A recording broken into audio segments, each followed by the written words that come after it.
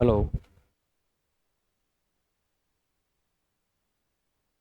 नमस्कार प्रिय साथियों, आप सभी का एक और नए सेशन में द स्मार्ट एजुकेशन के ऑफिशियल यूट्यूब चैनल पर स्वागत है।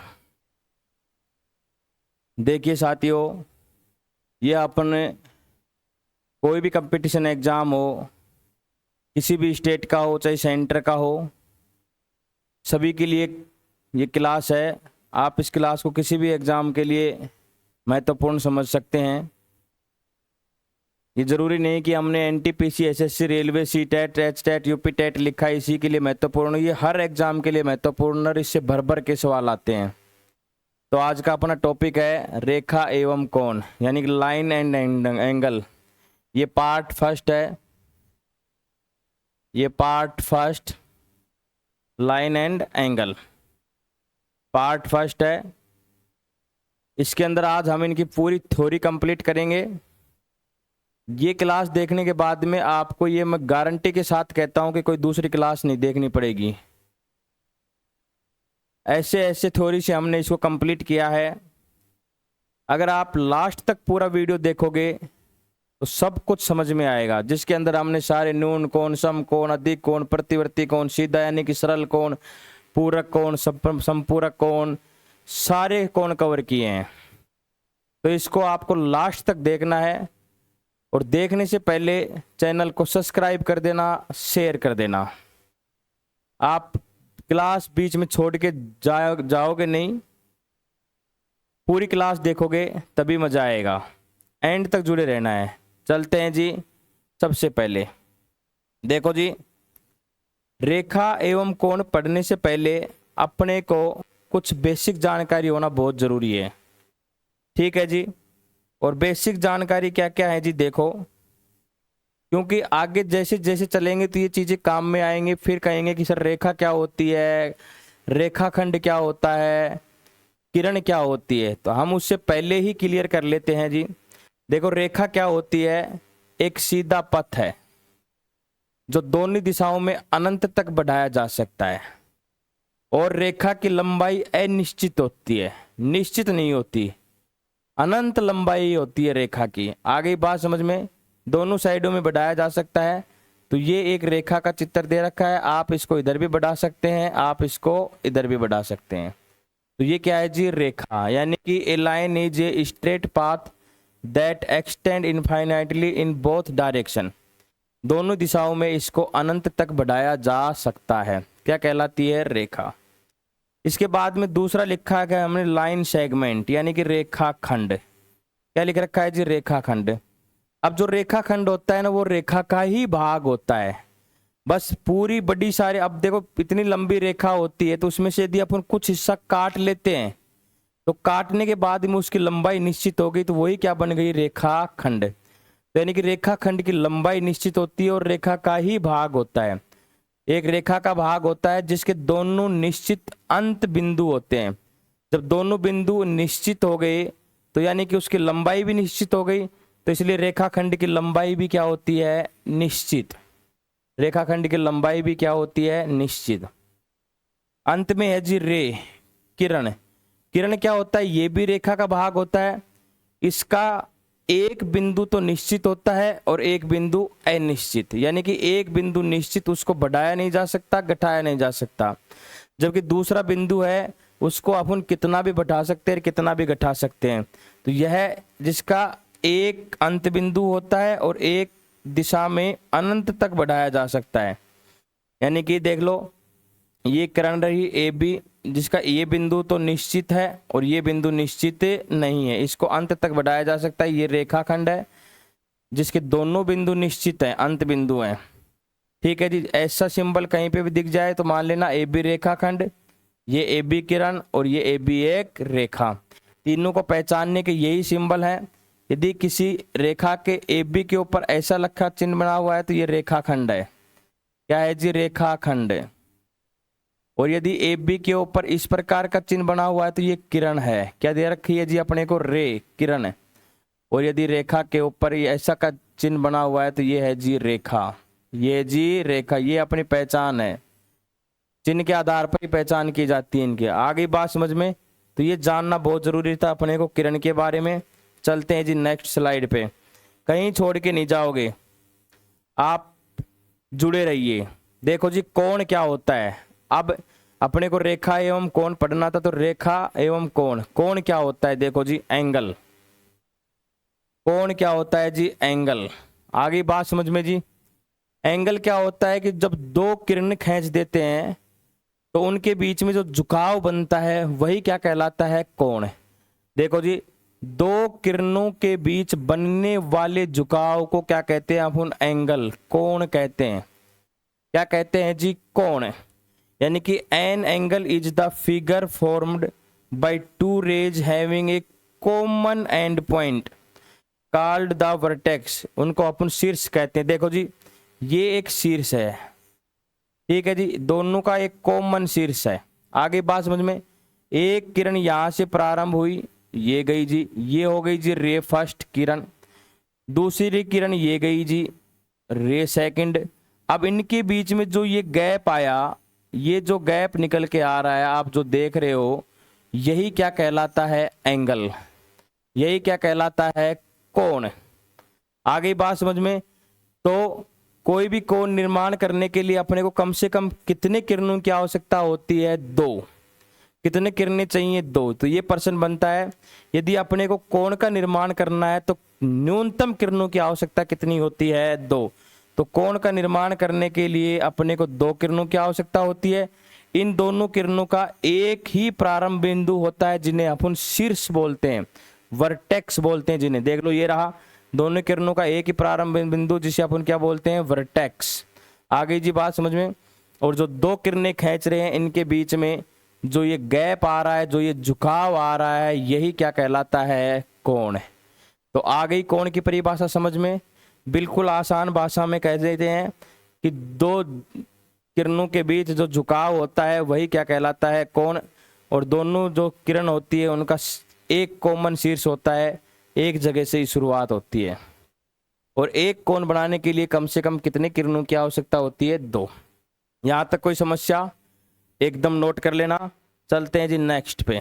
अब देखो जी कोण के अंदर सबसे पहले आता है जी न्यून कोण।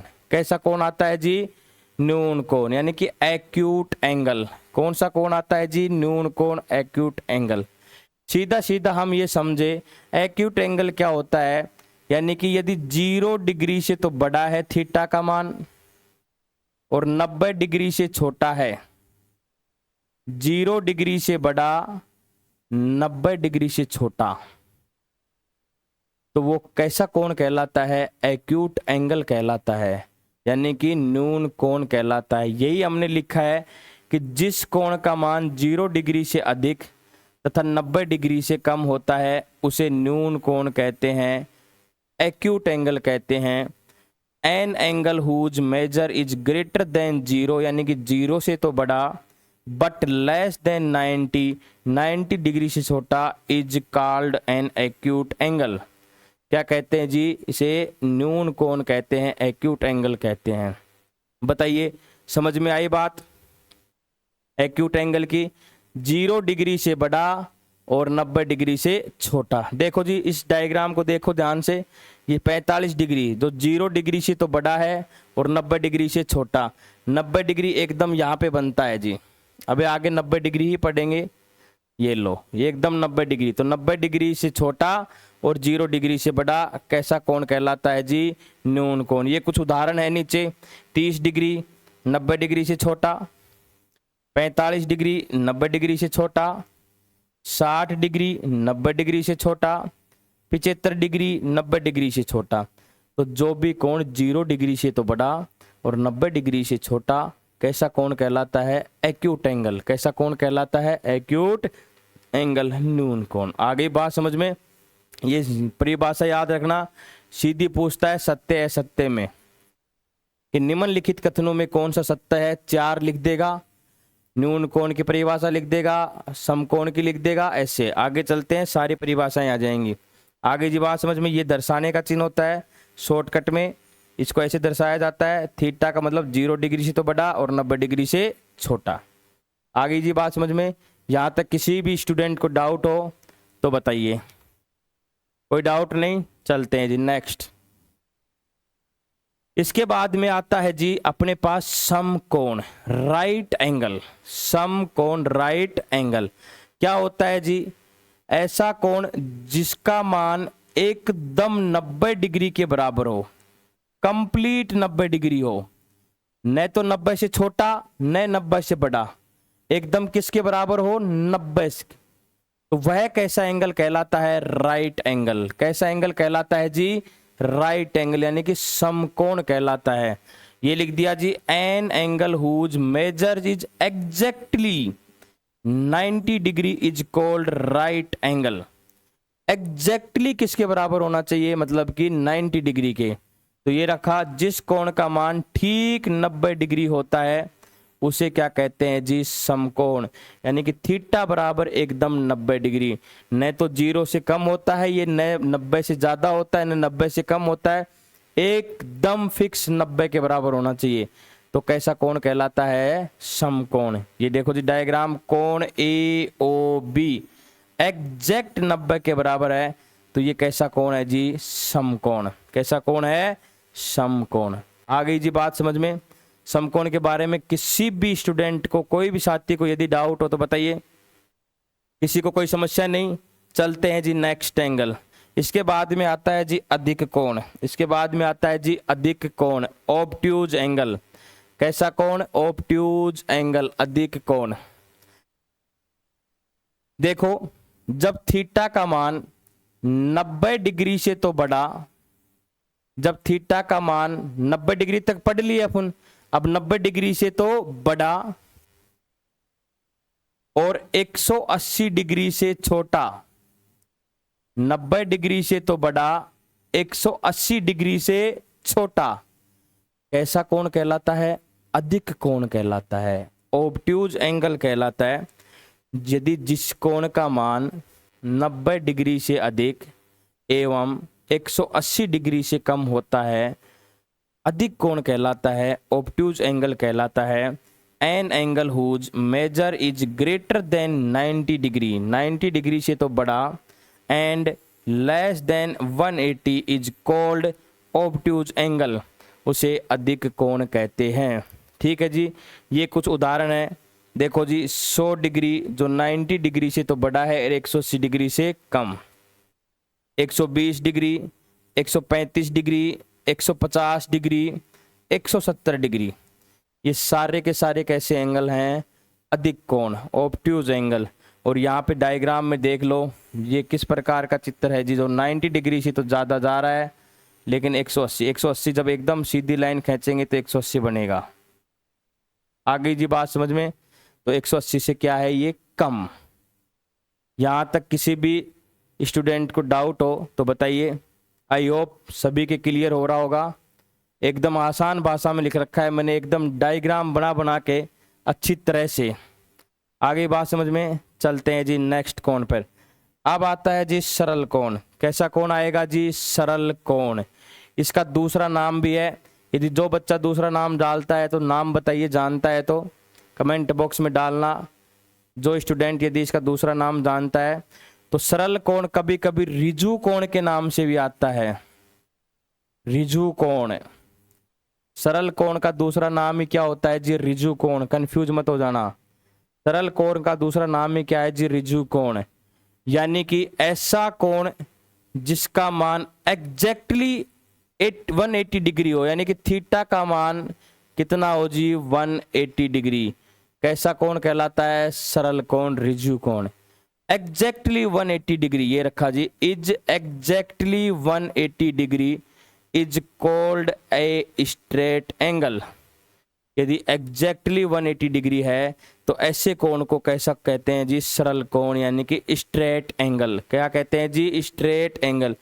बताओ यहाँ तक किसी को कोई समस्या? कोई समस्या नहीं जी। अब इसके उदाहरण क्या बनेंगे? जब पूरा ही 180 डिग्री सरल कोण है तो केवल और केवल एक ही उदाहरण बनता है, 180 डिग्री।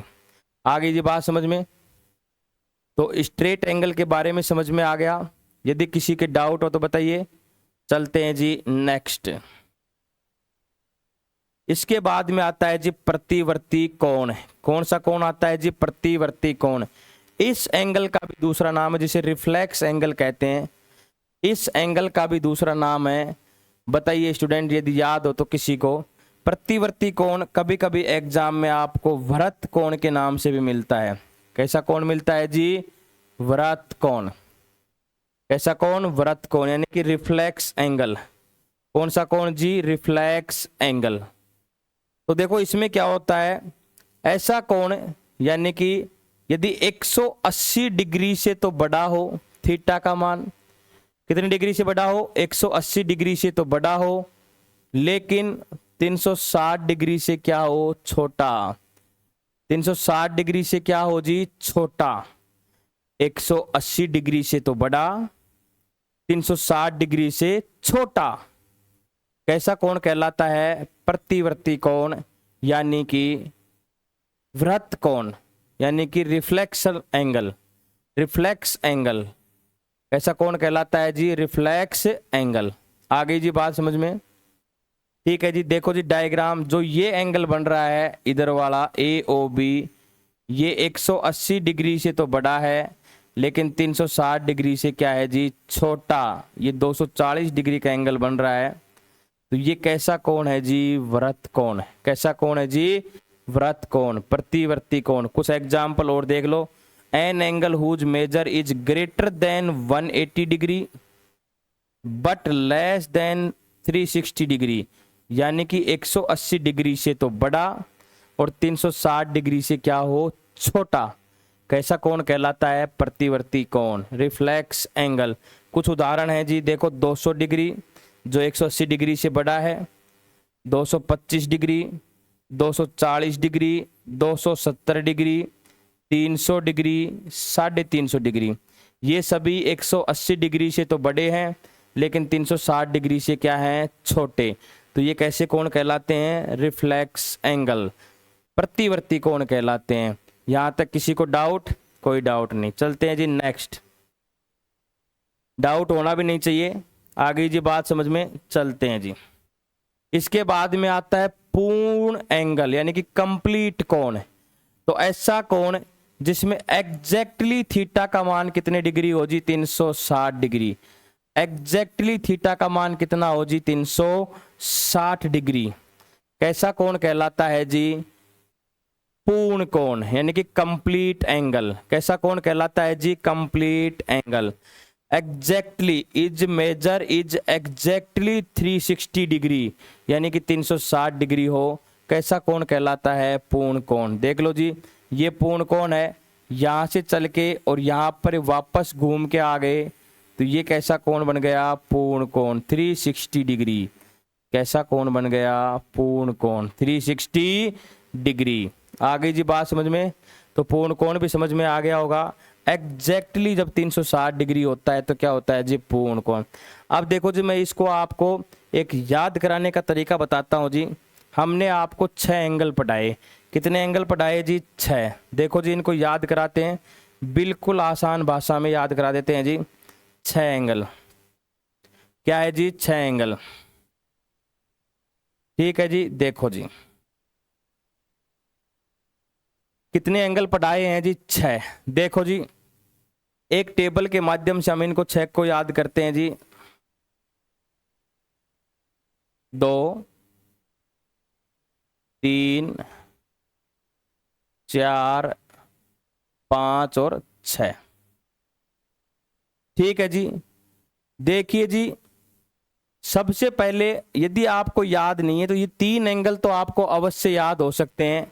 सबसे पहले राइट एंगल, सबसे पहले राइट एंगल जिसको हम कहते हैं जी समकोण। क्या कहते हैं जी? समकोण। ये याद हो सकता है, क्यों? इसमें एग्जैक्टली थीटा का मान किसके बराबर होता है जी? 90 डिग्री के। एग्जैक्टली थीटा का मान किसके बराबर होता है जी? 90 डिग्री के। और इसका जो डायग्राम बनता है जी, ये लो जी, ये 2 किरणें जिनका एक ही शीर्ष है, और ये जो एंगल निकल के आ रहा है ये है जी 90। इसका नाम दे देते जी A, O और B। ठीक है जी। इसके बाद में आपको एक कोण सबके याद रहता है जी, सरल कोण। कैसा कोण? सरल कोण, या इसको दूसरा नाम लिखते हैं जी रिजु कोण। रिजु कोण, जिसे स्ट्रेट एंगल कहते हैं जी। कैसा एंगल कहते हैं जी? स्ट्रेट एंगल, यानी कि सरल कोण। कैसा कोण बोलते हैं जी? सरल कोण। इसको भी आपके याद रहता है कि जिसमें थीटा बराबर एग्जैक्टली 180 डिग्री। कितने डिग्री होता है जी? 180 डिग्री। जिसमें थीटा एग्जैक्टली कितना होता है? 180 डिग्री। आ गई जी बात समझ में? देखो जी इसका चित्र किस प्रकार बनता है, ये लो जी, ये बिंदु O है और ये जो एंगल है 180 डिग्री, तो AOB 180 डिग्री। आ गई जी बात समझ में? तो दो कोण याद हो गए आपके। एक सबके याद होता है जी पूर्ण कोण, यानी कि कंप्लीट एंगल। पूर्ण कोण क्या है जी? पूर्ण कोण यानी कि कंप्लीट एंगल। कंप्लीट एंगल जिसके अंदर थीटा का मान होता है जी 360 डिग्री। थीटा का मान कितना हो जी? 360 डिग्री। जिसका चित्र बनता है जी ये लो, इसी के ऊपर दूसरी रे चलती है। ये कितने डिग्री बन के आ गए जी? 360 डिग्री। ये तीन एंगल सबके याद हैं। अब आपको मन में रहता है कि अपन ने एंगल तो शुरुआत थीटा एग्जैक्टली पहुंचे थे, तो 0 डिग्री से बड़ा थीटा और 90 डिग्री से छोटा रहेगा एक। आगे एक 90 डिग्री से तो बड़ा और 180 है तो 180 डिग्री से छोटा रहेगा। एक होता है जब 180 डिग्री से बड़ा और 360 डिग्री से छोटा। हो गए 6 एंगल। अब इस एंगल को बोलते हैं जी अपन न्यून कोण एंगल। क्या बोलते हैं जी? न्यून कोण angle, acute angle. Acute angle जिसका चित्र इस प्रकार बनता है जी, ये लो जी, ये बिंदु O है, AOB, और ये जो एंगल 45 डिग्री दर्शा देते हैं जी, ये किसका है जी? एक्यूट एंगल, यानी कि न्यून कोण। 90 डिग्री से बड़ा, 180 डिग्री से छोटा, अधिक कोण। कैसा कोण है जी? अधिक कोण, यानी कि ऑब्ट्यूज एंगल। ऑब्ट्यूज एंगल, इस टेबल को याद रख लो। ऑब्ट्यूज एंगल जिसका चित्र इस प्रकार बनता है जी, ये बिंदु AO है और ये लो जी 120 डिग्री। 120 degree AOB। AOB, तो ये किस प्रकार का एंगल हो गया? अधिक कोण। अब 180 डिग्री से बड़ा, 360 डिग्री से छोटा, इसे कहते हैं जी प्रतिवर्ती कोण। प्रतिवर्ती कोण। दूसरा नाम है जी इसका वृत्त कोण। वृत्त कोण। और आजकल एग्जामिनर इतने तेज हैं कि वो इंग्लिश में लिखते हैं, हिंदी को भी रिफ्लेक्स से, तो ये भी याद रखना है जी रिफ्लेक्स एंगल। ऑब्ट्यूज को हिंदी में लिख देंगे, OBTUS ने लिखे, इसको हिंदी में लिख देंगे, इंग्लिश की भी हिंदी बना देंगे। इस प्रकार का एंगल, और इसका चित्र बनता है जी ये लो, जो ये कोण आ रहा है मान लो 240 डिग्री का, ये बिंदु O है, तो AOB। AOB कितने डिग्री का हो गया? 240 डिग्री का। तो ये इस तरीके से यदि आप याद करोगे, एक जगह लिख के याद करोगे, इस पूरी टेबल को ऐसे कैसे उतारोगे तो आप कभी नहीं भूलोगे। ये सबके याद हो जाते हैं, समकोण, रिजु कोण या सरल कोण या पूर्ण कोण। अब इनके बीच में 3 और बच गए, यानी कि 0 से स्टार्ट करो और 90 से छोटा कर दो, फिर 90 पे पहुंच गए, फिर 90 से स्टार्ट करो और 180 से जाने से पहले 180 से छोटा कर दो, फिर 180 पे पहुंच गए, 360 से जाने से बाद में 180 से बड़ा कर दो और 360 से छोटा कर दो। तो ये कैसे कोण हो गए? अपने पास 6 कोण आ गए, न्यून कोण, समकोण, अधिक कोण, रिजु कोण, प्रतिवर्ती कोण, पूर्ण कोण, या दूसरा नाम प्रतिवर्ती कोण का वृत्त कोण। यहाँ तक यदि किसी भी साथी को डाउट है, किसी भी प्रिय स्टूडेंट को डाउट है, तो एक बार बताइए। मेरे हिसाब से किसी को डाउट नहीं है, क्योंकि मैंने आपको बिल्कुल सरल भाषा में स्लाइड बना बना के भी समझा दिया है पहले। तो यहाँ तक किसी को डाउट नहीं है। चलते हैं जी आगे, चलें जी, चलो ये लो जी। अब देखो जी, अब दो प्रकार के कोण और हैं जिनके क्वेश्चन सबसे ज्यादा इन्हीं के ऊपर आते हैं। एक होता है पूरक कोण, एक होता है समपूरक, यानी कि एक होता है कॉम्प्लीमेंट्री एंगल, एक होता है सप्लीमेंट्री एंगल। तो जो सबसे ज्यादा क्वेश्चन बनते हैं जो इन्हीं के ऊपर बनते हैं, पूरक कोण और समपूरक कोण। तो सीधा सीधा याद रखो, पूरक कोण क्या होते हैं कि ऐसे दो कोण, मान लो कोण 1 है और कोण 2 है, यदि 1 और 2 कोणों का योग 90 डिग्री है, इन दोनों कोणों को मिला के योग यदि 90 डिग्री आ रहा है तो वो दोनों कोण पूरक कोण कहलाते हैं, यानी कि एक दूसरे के पूरक हैं। एक दूसरे के क्या है जी? पूरक। यही लिख रखा है, two angle whose measure add up 90 degree are called complementary angle, यानी कि दो कोणों का योग यदि 90 डिग्री है तो कैसे कोण कहलाते हैं? पूरक कोण। ऐसे दो कोण जिनके मापों का योग 90 डिग्री है, तो देखो कोण 1 प्लस कोण 2 मिलके क्या बन गया? 90 डिग्री। क्या बन गया? 90 डिग्री। जैसे मैं उदाहरण से समझाऊं, यदि मैं आपसे पूछूं कि मेरे को 30 डिग्री का पूरक कोण बताओ, तो आप कहोगे यदि सर 30 में हम 60 और जोड़ दें तो ये आ गया 90 डिग्री। तो 30 का पूरक 60, 60 का पूरक 30। आ गई जी बात समझ में? मैं आपसे बोलूं कि सर 40 डिग्री का पूरक बताओ, तो 40 में कितना जोड़ें कि 90 बन जाए? तो 40 में जोड़ देंगे जी 50, तो 50 का पूरक 40, 40 का पूरक 50। आ गई जी बात समझ में?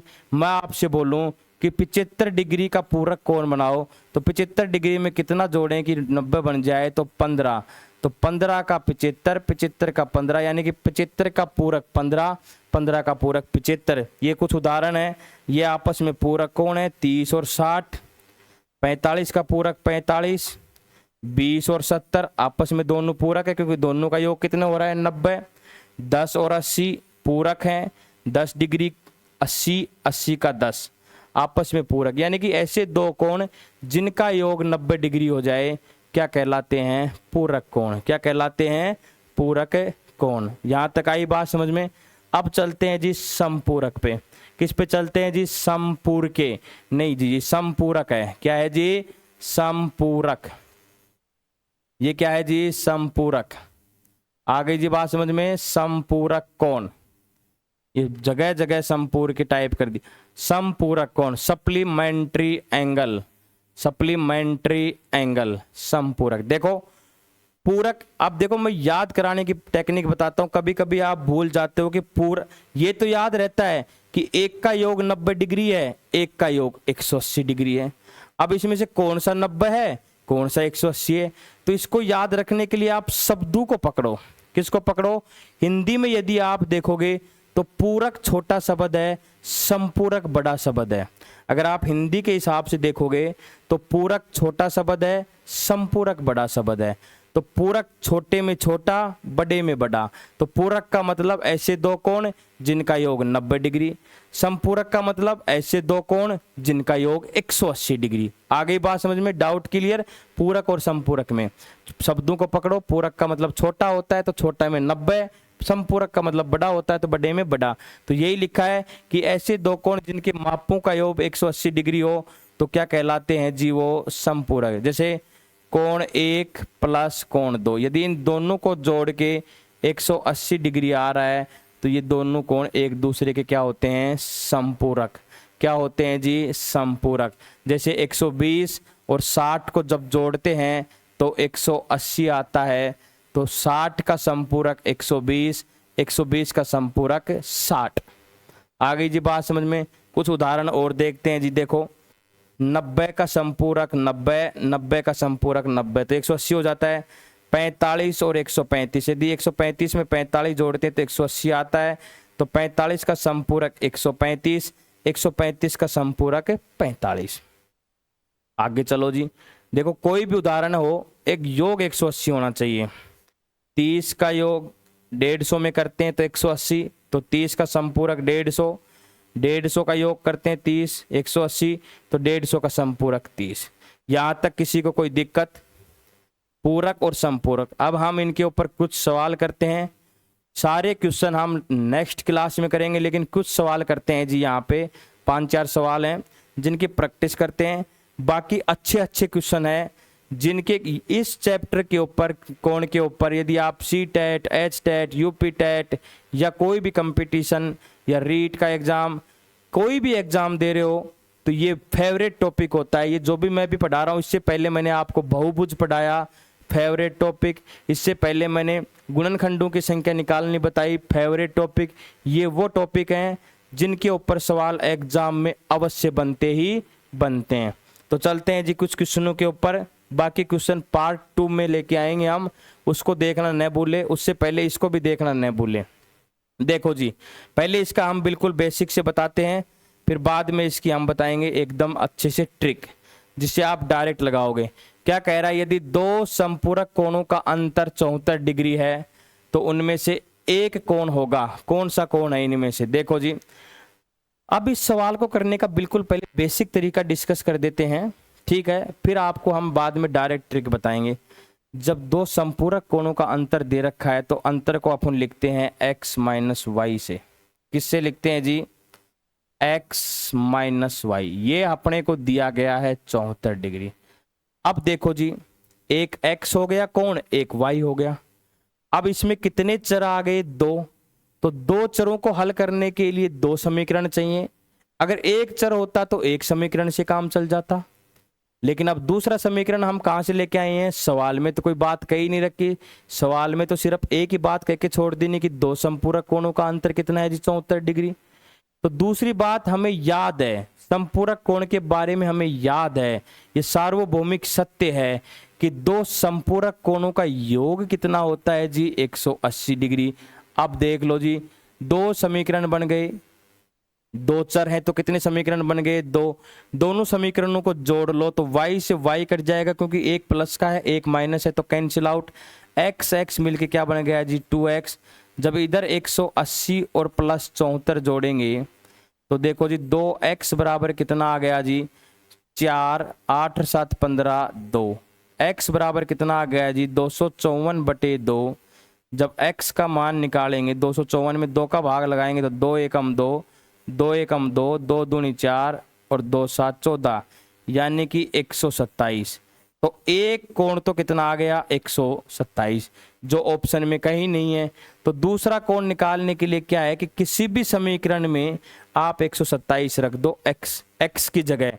तो बोलो, हम पहले समीकरण में x माइनस वाई बराबर 74 दे रखा है, x की जगह 127 रख दिया, माइनस वाई बराबर 74, माइनस वाई बराबर 74 माइनस 127।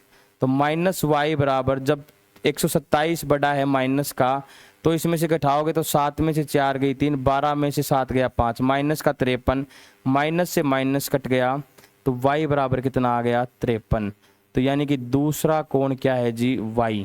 पहला कोण संपूरक 127, दूसरा y 53। अब देख लो जी, कौन सा ऑप्शन है? ऑप्शन नंबर डी, यानी कि एक 53 आएगा, एक 127। अब ये मेथड यदि आप परीक्षा में अपनाओगे तो मेरे भाई पीछे रह जाओगे। कहाँ रह जाओगे? पीछे। इतना बड़ा आपको यहाँ पे कोई थ्योरी के नंबर थोड़ी ना दे रहा है कि इतना बड़ा बनाओगे। तो यदि आपको मैं इसका शॉर्टकट, एकदम शॉर्टकट बता देता हूँ। यदि बड़ा कोण निकालना है, कैसा कोण निकालना है जी? बड़ा कोण। तो कुछ नहीं कर रहा, जो अंतर दे रखा है इसको 180 में जोड़ो और 2 का भाग लगा दो। 180 में जोड़ो और 2 का भाग लगा दो। तो जब इसको काट पीट के लेके आओगे तो ये बन जाएगा 254/2। कितना आ गया जी? 127। अगर छोटा कोण पूछता है, छोटा कोण पूछता है तो 180 में से जो अंतर दे रखा है इसको घटाओ और 2 का भाग लगा दो। जब घटाओगे तो देखो जी, घटाओ 180 में से 74, तो 10 में से 4 गई तो 6 बच गया, और 7 में से 7 गई तो 0, 1/2। जब 106 में 2 का भाग लगाएंगे तो जी आएगा 53। तो बोलो जी, आंसर क्या आ गया? 53। आंसर क्या आ गया जी? 53। तो याद रख लो, मैं यहाँ पे नोट डाल के लिख देता हूँ। जब अंतर x हो, जब अंतर x हो, अंतर x हो, किसकी बात? जब संपूरक, संपूरक, दो संपूरक कोणों का अंतर x हो, दो संपूरक कोणों का अंतर x हो, तो बड़ा कोण क्या निकलेगा 180 प्लस x, x कुछ भी हो सकता है अंतर में, यानी कि अंतर x है, 10 भी हो सकता है, 20 भी हो सकता है, 30 भी हो सकता है।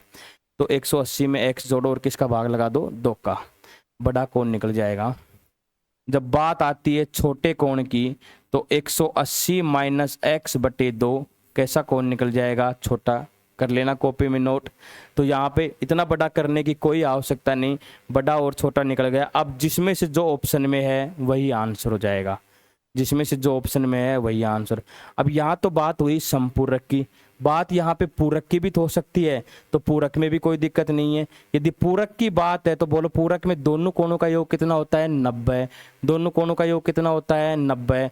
तो बड़ा कोण निकाल लें तो 90 में से प्लस x कर दो बटे 2, छोटा कोण निकालें तो 90 में से माइनस x कर दो बटे 2। बात वही है जब अंतर x दे रखा हो। अब x में 10, 20, 30 कुछ भी हो सकता है, क्योंकि x एक चर पद है जिसका मान फिक्स नहीं होता है। फिक्स होता है तो किस पर निर्भर करता है, सवाल पर। ये सारी चीज़ सीखनी है तो आपको बहुपद पढ़ना पड़ेगा, जो हमारे इस क्लास इस यूट्यूब चैनल पर अपलोड है। आ गई जी बात समझ में, पहला सवाल क्लियर, कोई डाउट यहाँ से, कोई डाउट नहीं है। चलते हैं जी नेक्स्ट सवाल पर। एक कोण का मान उसके कोटि पूरक से 18 कम है, कोटि पूरक से कितना कम है 18। अब देखो पूरक शब्द आया तो अब डायरेक्ट नहीं करेंगे, x माइनस वाई बराबर 18 ये सब नहीं करेंगे। कम है तो इसका मतलब अंतर दिया है, अधिक है तो जोड़, कम का मतलब अंतर। तो पूरक कोण है तो बोलो बड़ा कोण तो कैसे निकलेगा 90 प्लस 18 बटे 2। 90 में 18 जोड़ेंगे तो कितना आ जाएगा 108 बटे 2, यानी कि काटेंगे तो 54। छोटा कोण कैसे निकलेगा 90 माइनस 18 बटे 2, 90 में से 18 घटाएंगे तो 72 आएगा बटे 2, यानी कि 36। अब दोनों ऑप्शन है, 54 भी है 36 भी। क्या आंसर करोगे, देखो जी कोण का मान ज्ञात करो। वह कोण, एक कोण का मान उसके कोटि पूरक से 18 कम है, यानी कि जो भी कोण है उससे 18 कम होना चाहिए। तो बोलो 54 होगा या 36। अब 54 से 18 कम तो 36 ही है भाई, 54 से 18 कम कितना है 36, तो वह कोण होगा तो 36 होगा। जो 18 कम है वो क्या है 36, तो कोण कितना आएगा 36। आ गई जी बात समझ में, कोई दिक्कत, वापस से देखना इस सवाल को, कोई दिक्कत नहीं आए, समस्या हो तो कमेंट में डाल देना। नेक्स्ट सवाल, दो संपूरक कोण 7x प्लस 58 व 16x प्लस 53 है, तो 5x का मान ज्ञात करो। x का नहीं ज्ञात करना, जो x आएगा उसको 5 से गुणा करना है। देखो सवाल को बीच में छोड़ोगे, पूरा नहीं पढ़ोगे तो मामला गड़बड़ है।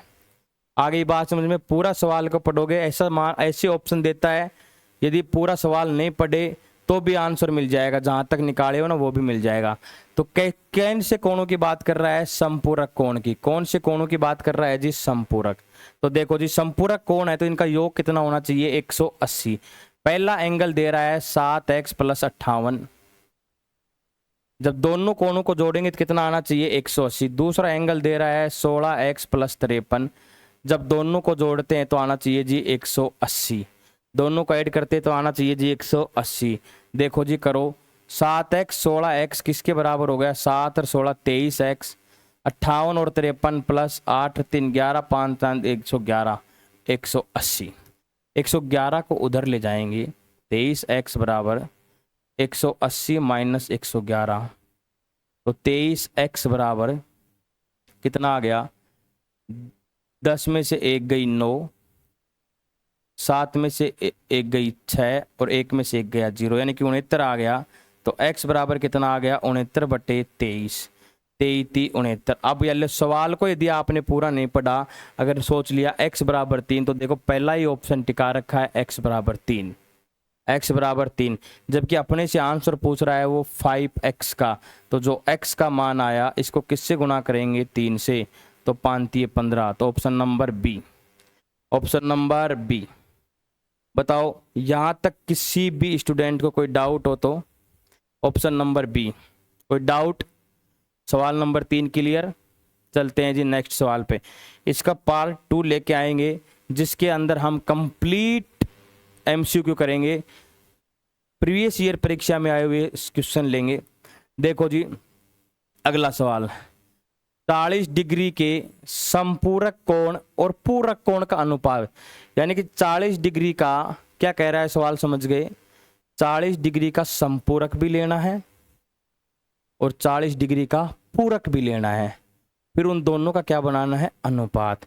तो बताओ यदि 40 डिग्री का संपूरक निकालेंगे तो 140 को, यदि 40 डिग्री का संपूरक निकालेंगे तो 40 को किस में से घटाएंगे, 140 में, तो कितने डिग्री आ गया संपूरक, तो कितनी डिग्री आ गया 140।